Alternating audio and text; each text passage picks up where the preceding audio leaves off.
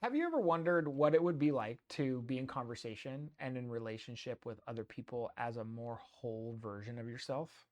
Well, you're not alone. And if this idea piques your interest and curiosity, I invite you to join my friend Manak Singh and myself, Dr. Node Smith, as we explore some of life's most challenging and interesting questions and social dilemmas in a conversation that is more about how we are relating to each other and to ourselves, and less about the information that we're presenting. So, welcome to the relational field. Where do you sit with that trust question now? What do I need to trust someone?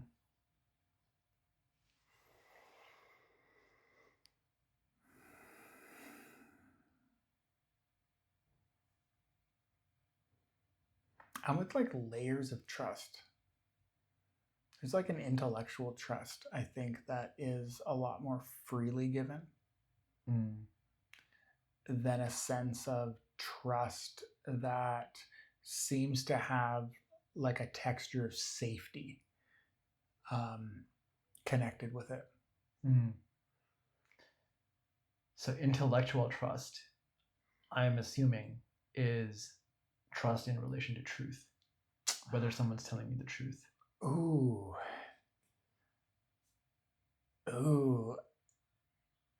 I don't know that I would say that. Okay. Yeah. Intellectual trust for me, I would say like that means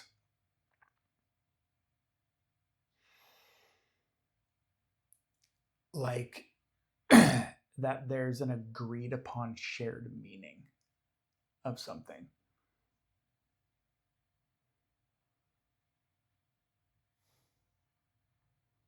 I want to come up with an example.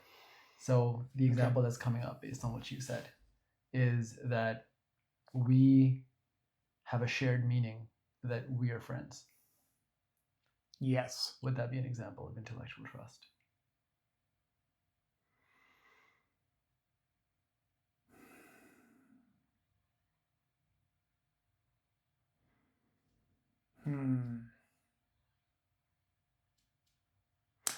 I don't think so.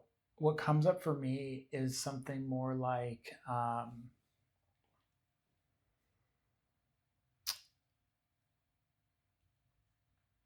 I know that my wife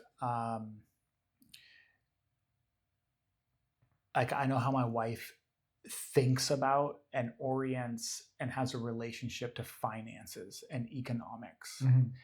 And so like when we go to the grocery store and like have to spend money, like I can trust certain aspects of spending money, not spending money, like what that conversation is going to be like.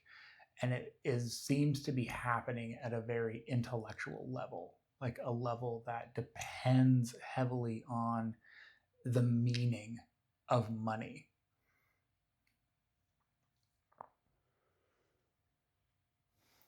So I gather that you see money in a similar way, and you have like an agreement on how to use that money as well. Yeah, we don't. You don't? No.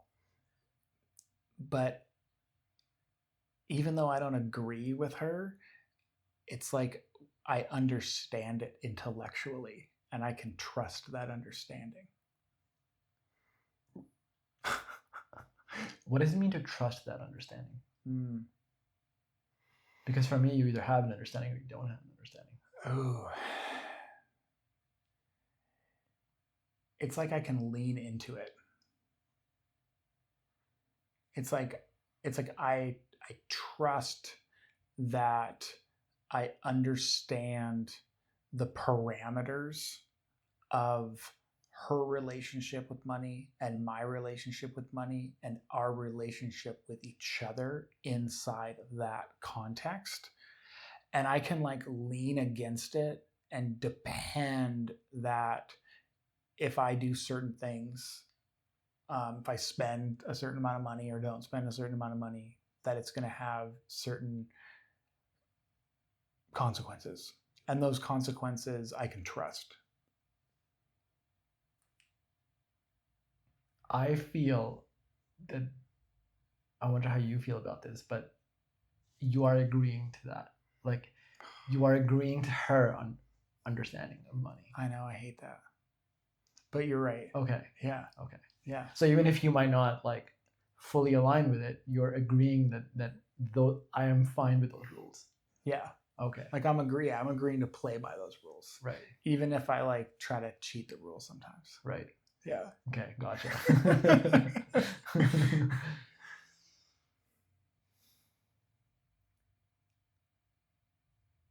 I'm thinking about if in this one example, Mm-hmm.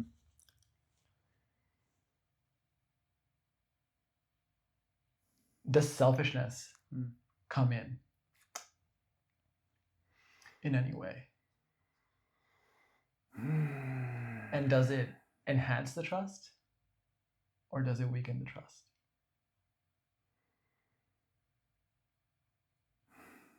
Ooh. Like my brain kind of goes into like analysis mode on like all of the different things that we've been talking about the last like little while about selfishness and trust and how to connect it with this. And I'm sure that there is a connection. And it's not like super alive for me to make that connection right now, but I will say it's really alive to like just say that I think culturally our understanding of selfishness is based in a lot of unreal assumptions. That feels juicy to me. Mm-hmm. Because I struggle with selfishness in my understanding of selfishness. So my analytical brain is telling me that we should define what we mean by selfishness. Otherwise, people are just going to, like, we're going to not understand each other, and people are just going to misunderstand what we're saying. Oh, I love this. What comes up for me is how many times I've gotten into arguments and disagreements with people over just a really simple difference in definitions of like a core word or idea. Yeah. Something that never happens in mathematics, and that's why I'm very sensitive to it. I'm like, let's fucking define everything before we even say a word on it. I love that. Okay. How would you define selfishness? The naive definition I have is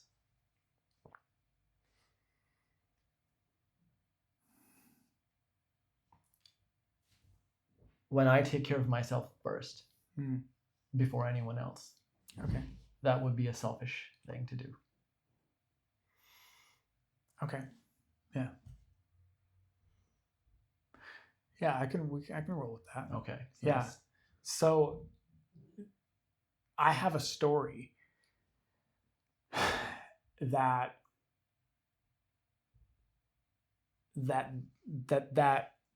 brings up this idea of kind of negativity, or like that is a negative personality trait, or something that is not preferable to do.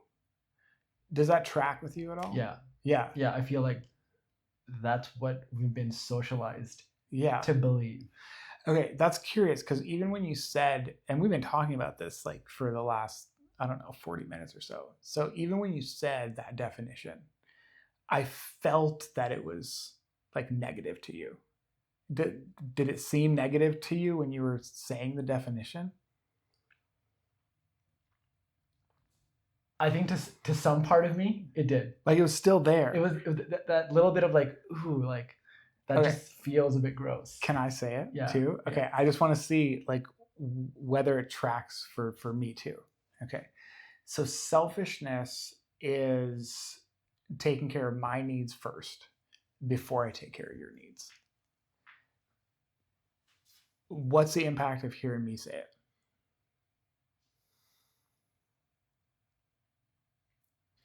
Well, the wise parts of me are very accepting of that. Okay. Yeah. Did it seem like there was like this negative, like I shouldn't do that? No. No. Okay, interesting. Yeah. Yeah. But I know how that definition itself can be misinterpreted. There is a negative interpretation of that definition. Okay, I just have this sense of like going into like assumption land. Yeah. This is going to involve an assumption. Okay, so what is the assumption that's being made here? The assumption is that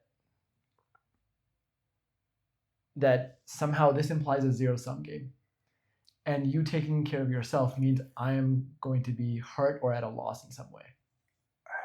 Okay, when you say that, when you name that, I feel an opening in myself and my eyes start to water. Like, oh, okay, we're here together.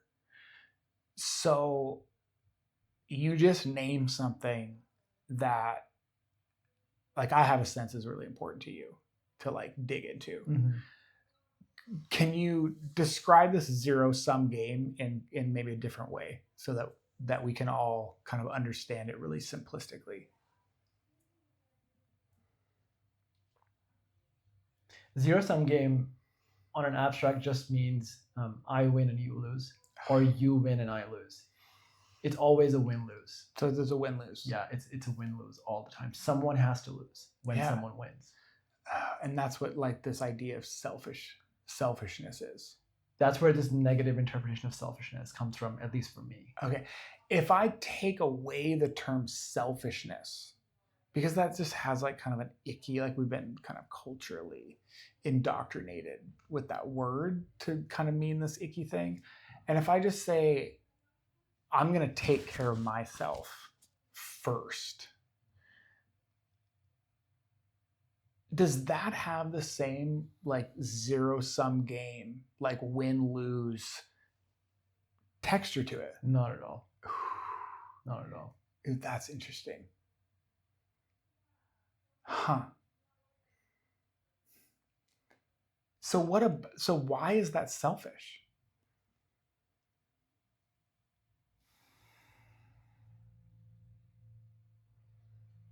And by selfish now, I'm like adding, by selfish, I mean an added like texture to that definition of, and I shouldn't do that. Okay.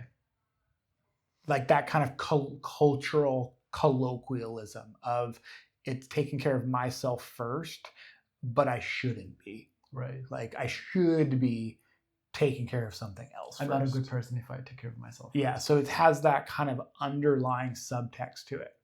If we can add that, is that cool to add that part of the definition to it? Yeah. So what about me taking care of myself first is selfish in this new way that we're defining it?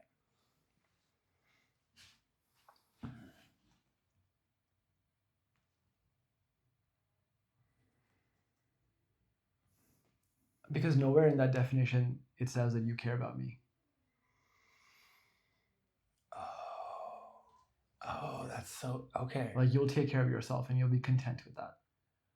Oh, so there's this like assumption that if I take care of myself, that I'm just gonna abandon you. Yeah. Oh. Okay. Yeah, like I have like a heaviness, like a sadness. Yeah. Like I don't believe that, but I know that that's like a very common resistance to the definition that we just proposed. Yeah. Yeah, I have a story that's true, that other people orient to taking care of their own self in that way. Like, ooh, or like this idea of like people are gonna think that if I take care of myself first, that I don't care about them. How does that land with you?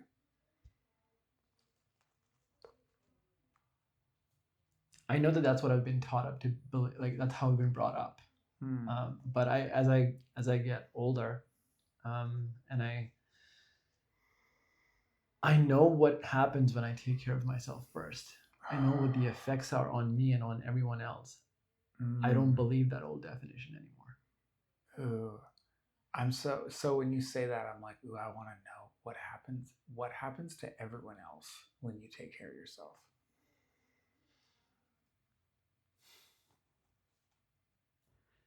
You know, there's that analogy of The airplane, the airbag. no, it's the analogy of a teacup. Like Ooh. everyone is a teacup, Okay. and the only way to give to others is to give so much to yourself that you're overflowing. Ooh. Yeah, I like that. And that's what I have experienced in my life, where if I give to myself, and what I mean by that is I take care of my needs, Mhm. then I just want to give to other people. Like I'm in a state where I just want to. It doesn't come from a place of should or I want to be a good person. No, I just want to give without any conditions. Mhm. Yeah.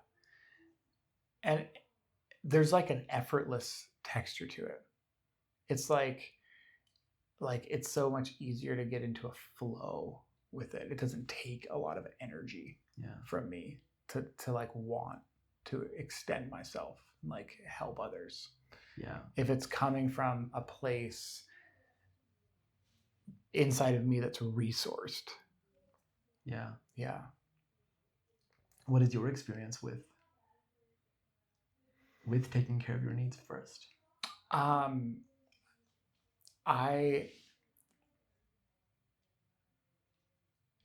usually pretty good with it. I definitely find myself in my like most intimate relationships, like sacrificing some needs and thinking that that's a good idea. And for the most part, I recognize that I'm so much better of a human being, like not as reactive, not as frenetic, that I sleep better, and I just feel healthier, and my relationships are better if I take care of myself. And so, yeah.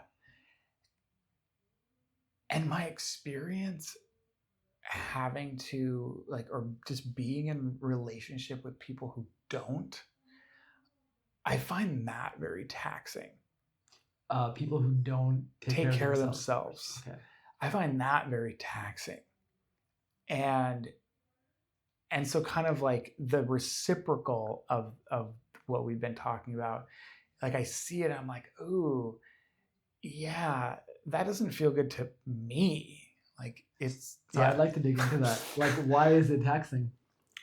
What about it? Well, so often when people don't take care of themselves,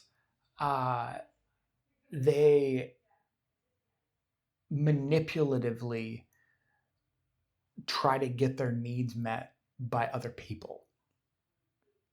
And that can be really confusing and disorienting for me when people do that. Like I don't know, like, are you asking a direct question? Are you serious about, like, are you, do you really want me to help you? Like, yeah, I just feel like there's this kind of weird subtext of obligation and responsibility that like I don't want to take on and haven't been asked if it's okay. Hearing all that, I feel like there's a deeper level to this conversation about selfishness, and that is about needs. So when I hear people say, oh, selfishness is bad, I think what they really mean is like needs are bad My at some need- level, or some needs, some yeah. needs of mine are bad. Oh yeah, like I'm not worthy for my needs to be a priority, Yeah. or I have to do something first for my needs to be a priority. Yeah, and how this connects to what you were saying is those people who don't take care of themselves are the ones who are in some way rejecting their needs, Mm. and that is what is leading them to manipulative behavior, where they get their needs met unconsciously. Mm. How does that sit with you? I mean, it's really comfortable to name, and when I try it on and kind of think about relationships that I'm in that have some degree of that, like I find myself like kind of resisting it. Like I don't want it. Yeah. Like, can you just love yourself? Can you just love yourself and allow yourself to be okay? To allow your needs to be okay?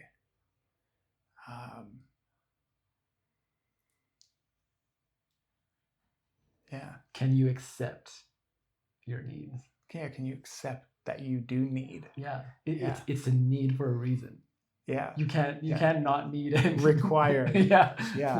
Yeah. And like needs like love. Like, is it okay for, oh yeah, I just got like a little teary eyed. Like, is it okay for me to need love, from others, Mm. or I need to be nurtured. Like I need to have validation. I need to have support. Like I need to have help.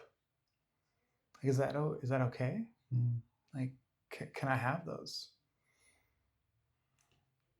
I need attention. I need significance.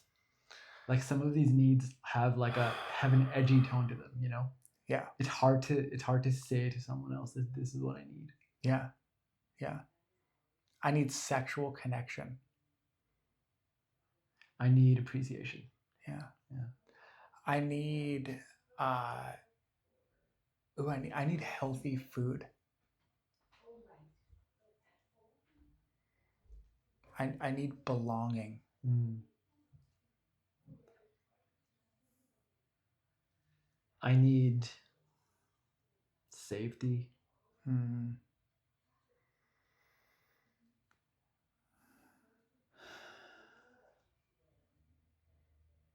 I feel like if selfishness is ever going to be accepted, like your needs have to be accepted first.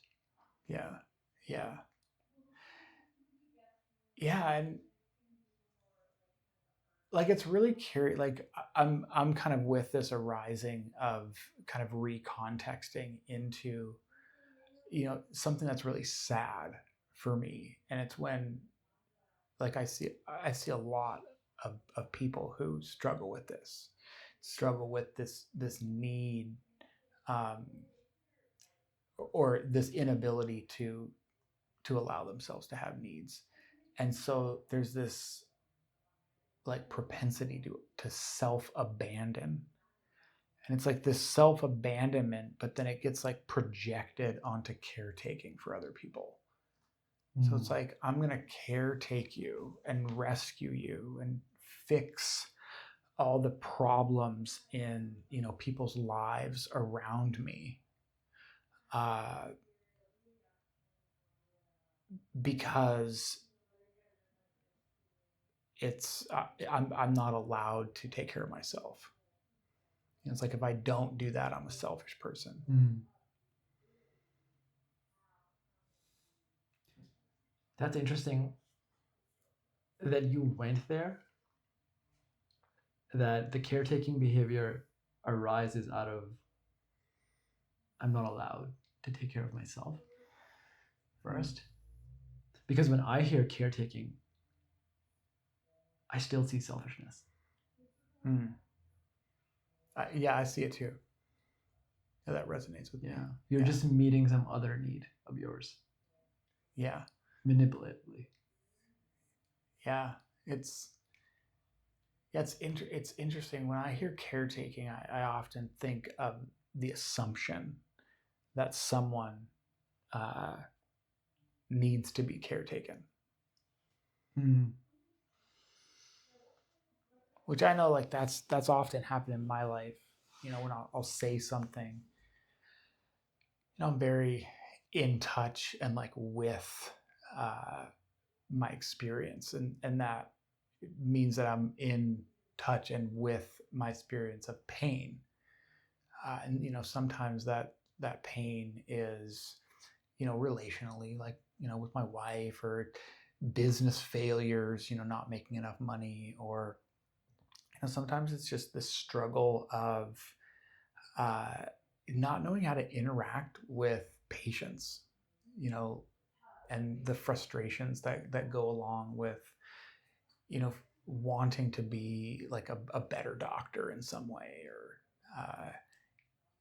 you know, whatever. Like, there's all kinds of pains, you know, that I'm interacting with in my life. And it's really interesting because I often, if I bring them up, some of these up in a group, there might be somebody who like wants to jump in and like give me advice, or like tell me how I can think about it differently. And that's such a part of our culture. And like, I think that that's a real like selfish assumption to be made. You know, like, oh, maybe I have like no need for like your advice right now. Why do you think people make that assumption? What does it give them?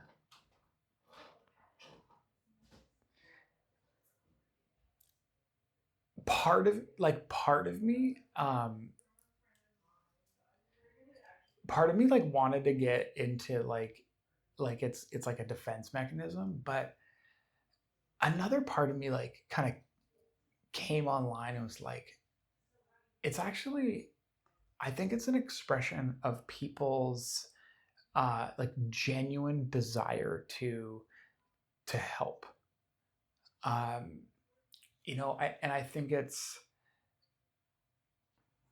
oftentimes, you know, it's like, if I've had some kind of, you know, experience in my life, or like I've made some kind of realization, and I think that whatever you are going through kind of resonates with that. Like, I feel like, oh, it would be so cool if you had the same experience as I had, because it was so meaningful to me. And so I want to like share that with you. So it's a desire to help and also a desire to connect. Yeah, I think so. Sometimes, yeah, I think sometimes it's a defense mechanism. I don't feel comfortable, but I think at the highest level, because I think this happens in, like, I get frustrated with it, I think, in instances where people have genuine like interest in helping, and they really do want to.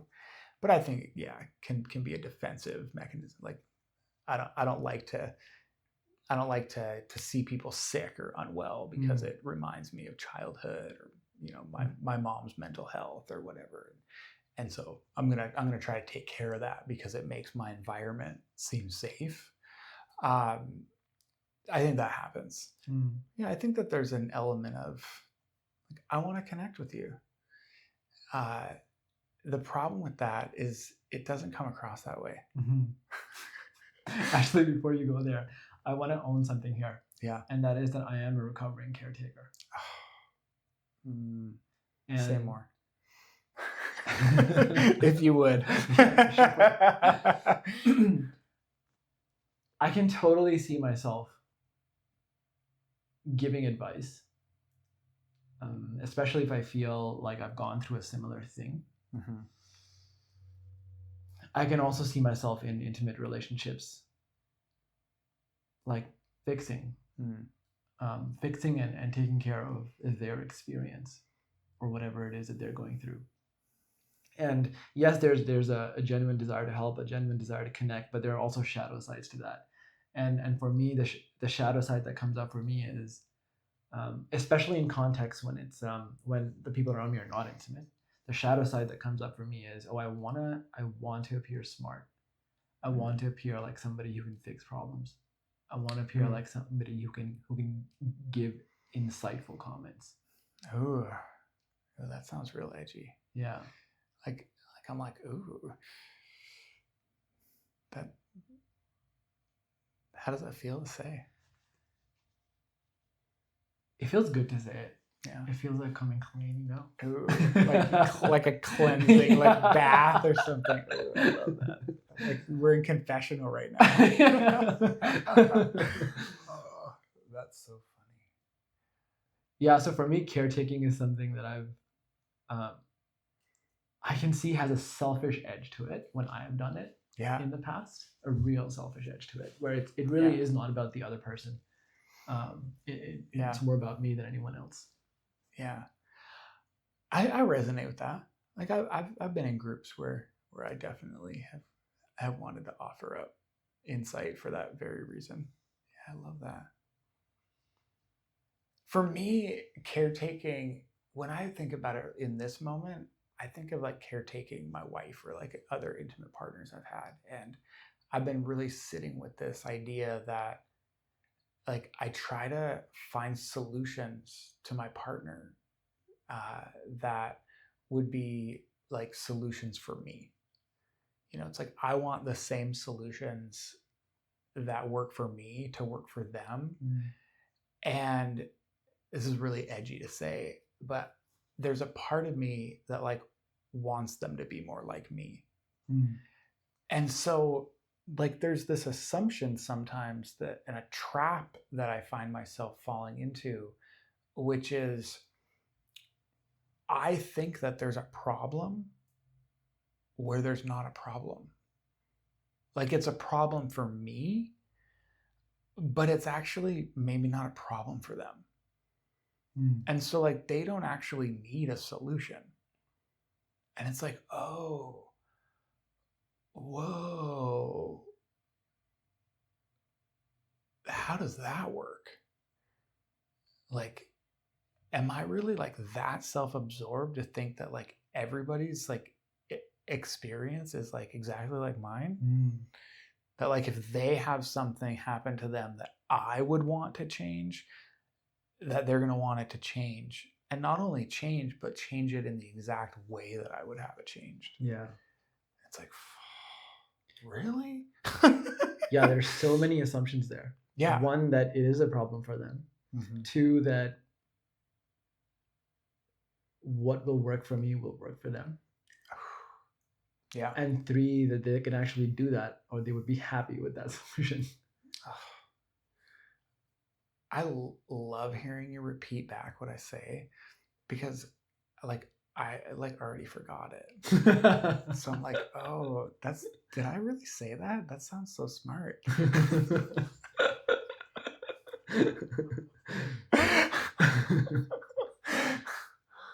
Oh, I feel really playful right now. Yeah, I feel so playful that I also feel really freaking hot right now. Oh yeah, I'm actually enjoying the heat. I feel like we're literally in like this closed room. It's like 1,000,000 degrees. We'll have to do the next podcast naked, probably. I think so. The next podcast will be clothing optional for sure. Okay, what's coming up for me right now is, as a viewer, if I was to project, if I was to go out of body and kind of like look from outside into this conversation, I'm confused about one thing. Is there a good selfishness and a bad selfishness? That's the end of the question. That's the That's the question. Are there two versions of selfishness here? Are there two versions of selfishness? Or are we saying that selfishness is good? You know, I love it when you use good and bad, because my sense is that you don't think like that, like intuitively and at like a deeper level, and often I hear you use like good and bad like language, and I wonder if it's because of your like mathematic background. No, I think it's because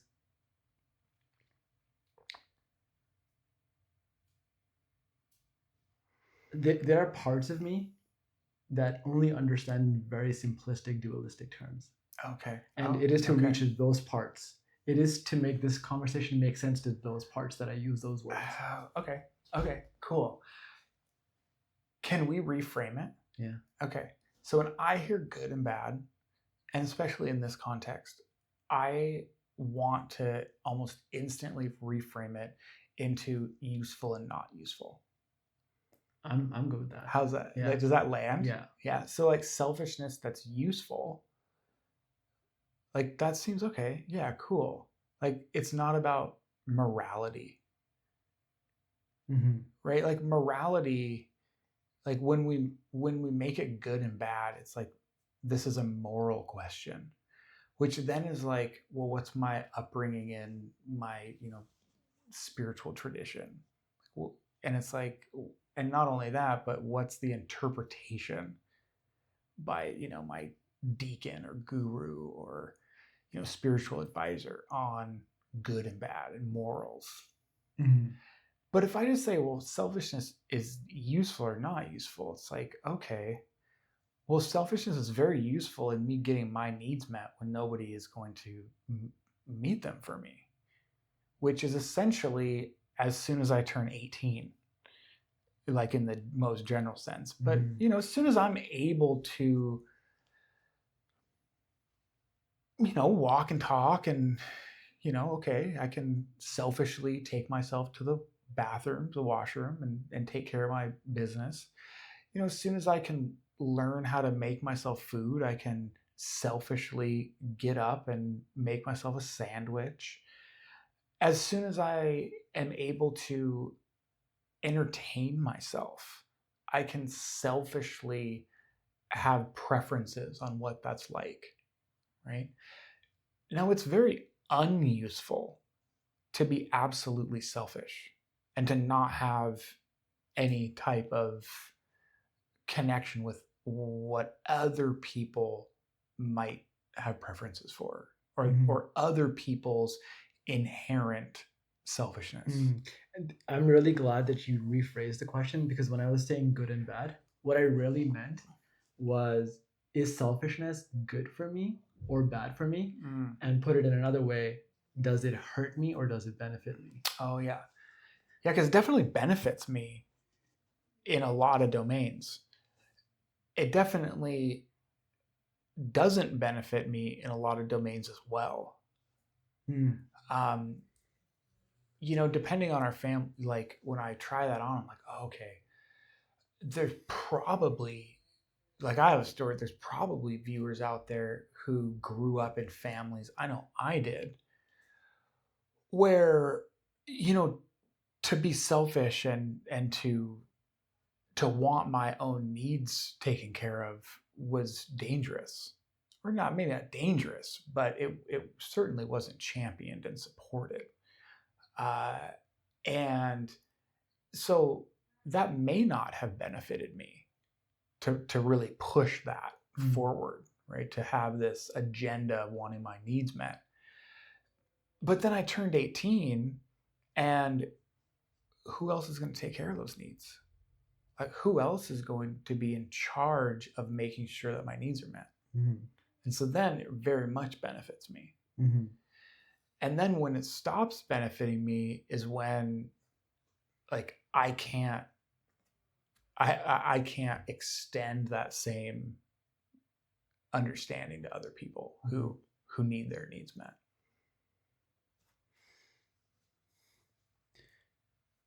You know, what's coming up for me right now is this sort of a toy example. A toy example. A toy example. Like we're like 5 years old and we're like playing with a toy. No, this is like an academic term. It just means like maybe slightly too simplistic. Oh my gosh. But it does the job. Okay. Like let's take let's take like a relationship. Let's say I'm in a relationship with somebody and I'm being selfish, completely selfish, where it's all just about me. Okay. And the other person, I'm not really considering how the effect that it's having on them. Okay. Right? Yeah. That might be good for me in the short term. Mm-hmm. Or let me just not use the word good. That might benefit me in the short term, but it doesn't benefit me in the long term if that costs me the relationship. And that's where I was getting with like, can I push up? I want to push up against the short term. Yeah. How does it feel to be in relationship with somebody who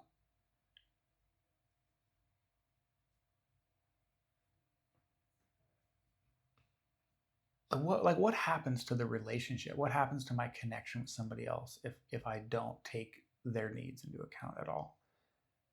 If I don't have any consideration for them? No, it's heading to a disaster. Yeah, but like in the moment, like how does that like if you put that on, like how does that feel like to be in a relationship where like I'm just taking care of all my needs and like I don't even care about you. Like I'm not considering you at all.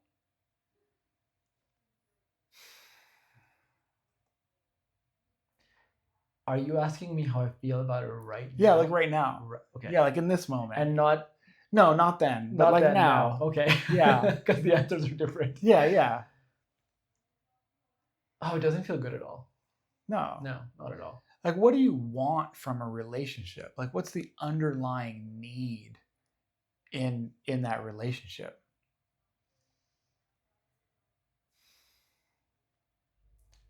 You know, to feel intimacy, connection. Yeah. You know, shared sense of growth. Yeah. Yeah. And so if I like don't if I don't allow someone else to come in to like my space and like interact with them, which then brings in questions of, well, what are your preferences? Like, what do you want? What are you about? Mm-hmm. If I don't allow that, then what's happening to the connection that I have? You're damaging it. You're certainly not giving it any fertilizer, that's for sure. Yeah. Yeah. Huh.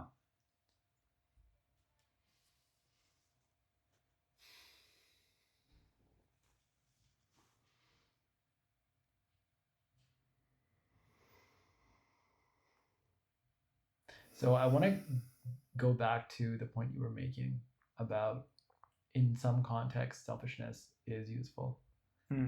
It benefits me, and in other contexts, it doesn't. Mm-hmm. And when you were saying, in that statement, when you use the word selfish, do you mean taking care of my needs first? Yeah. And nothing else? Or also, I mean, I think that there's certain contexts where there's a social contract that doesn't allow for me to take care of my needs. And at certain ages, I might not have a choice in that regard. Right. You know, I mean, there might be certain occupational contexts where I also don't have a choice in that matter, and maybe making a choice to be in a certain occupational context where I don't have that luxury. Like I appreciate that, and I think we're not really talking about that as much as this kind of core connection with the self that says it's not allowed. It's like I feel shame when I like prioritize my needs. Yeah.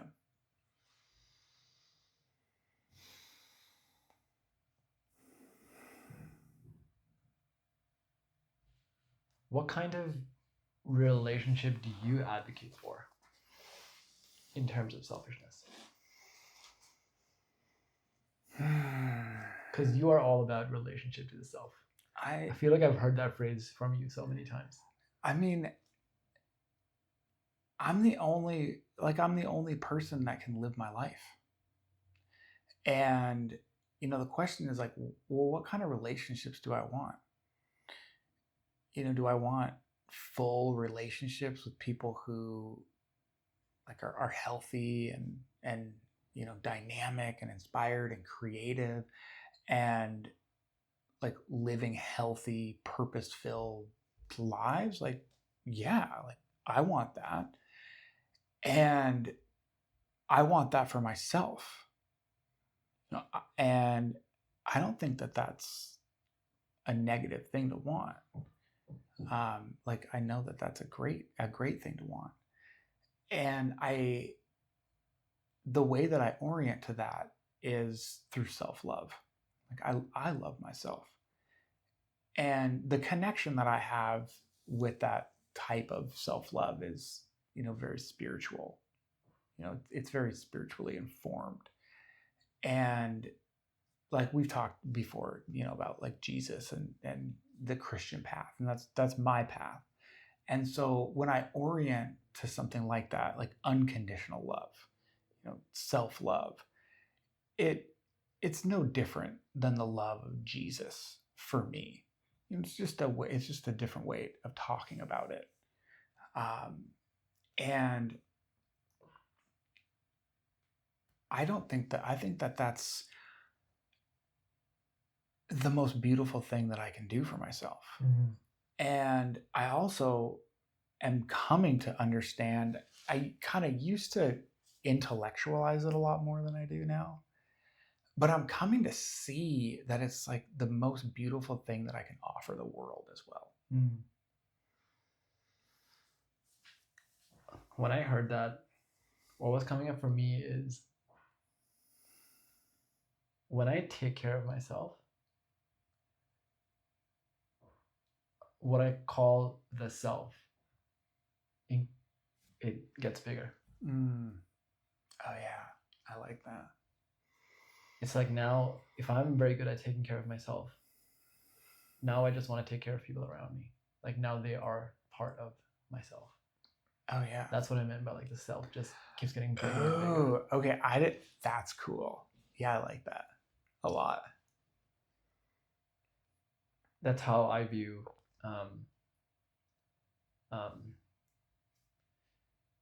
that's what it means for me to take care of my needs first. It's not about excluding everybody else. Yeah. It's that now I have space for more. Oh, yeah. And when you say that, like I find myself like kind of to bring this full circle back to trust. It's like, oh, I can trust you better. It's like I can trust that you're going to tell me like what you need, and that we're not going to enter into some kind of like manipulative relationship where I have an obligation to you that I don't really want to have. I'm so glad you brought that, because when we had started talking about that in the beginning of the podcast, the word trust was just screaming at me, and we could have gone there, but we didn't. Oh, yeah. You're right. So like if I see somebody, if I encounter somebody who I know is going to take care of themselves first, I'm not thinking narcissist right off the bat. I'm thinking I trust him. Yeah. Yeah. Yeah. It's like there's a context for both of us to be able to take care of ourselves. Yeah. Yeah. And I appreciate that that's not always the case. Like there's a lot of times where people aren't interested in letting me take care of myself. Like that's a reality. And I would much rather err on the side of anticipating that if somebody's taking care of themselves, that means that I also am being given that same opportunity. Right. And then if that turns out to be not real, then we're talking about, boundary setting and also me taking care of myself and not being in a relationship like that. I got very curious about your comment of people not wanting you to take care of yourself.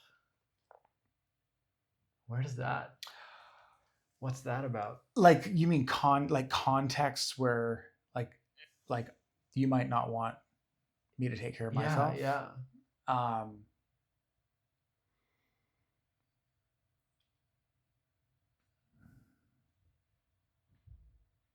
was just thinking about, like, you hear a lot of people talk about, narcissists and like narcissistic personality disorders. And I was just like trying that on and trying to appreciate that there are individuals out there who don't have care for other people. And so that is as context, that's a scenario that does happen. And so, because the narcissists, or at least some of them, want you to depend on them. Yeah. And that's where they don't want you to trust yourself or have your needs met. Yeah. By yourself. Yeah, by yourself. Yeah. The question that comes up for me is, do you think narcissists are good at taking care of themselves? Oh, definitely not. Yeah, definitely not. I mean, that's a very self-destructive way of orienting to the world. Yeah. I asked that question because when someone says selfish, like, narcissism just pops up. Yeah, it's like this kind of knee-jerk reaction that we just assume that we're talking about narcissism. And yeah. I think narcissism is a very specific kind of pathological orientation to reality that needs to have other factors considered: intellectual, educational, developmental, drug use factors, before we can really like pathologize someone's like entire identity as a narcissist. Right. I think it's a real unfair thing that's like hurting our culture, rather than like opening our eyes to something that's there. I don't think that's what's happening with this kind of cultural infatuation with narcissism. Yeah, so this discussion is not about narcissists. This discussion is about taking care of your needs first.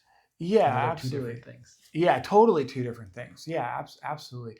And my sense, that's like the story that I have about, people probably viewing this is like, if I had kind of an archetype to like project out there to people who like would really like kind of get this topic and it would speak to them, it would be like the housewife who's like overburdening herself with, taking care of all the kids and all the community members and stuff, and really just abandoning her needs because she thinks that if she takes care of herself, then other people are going to think that she's, selfish, or she feels shame to do that.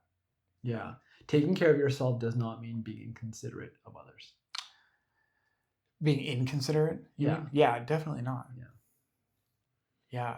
I love it when people in my immediate sphere are taking care of themselves and not assuming that I need all of these things done.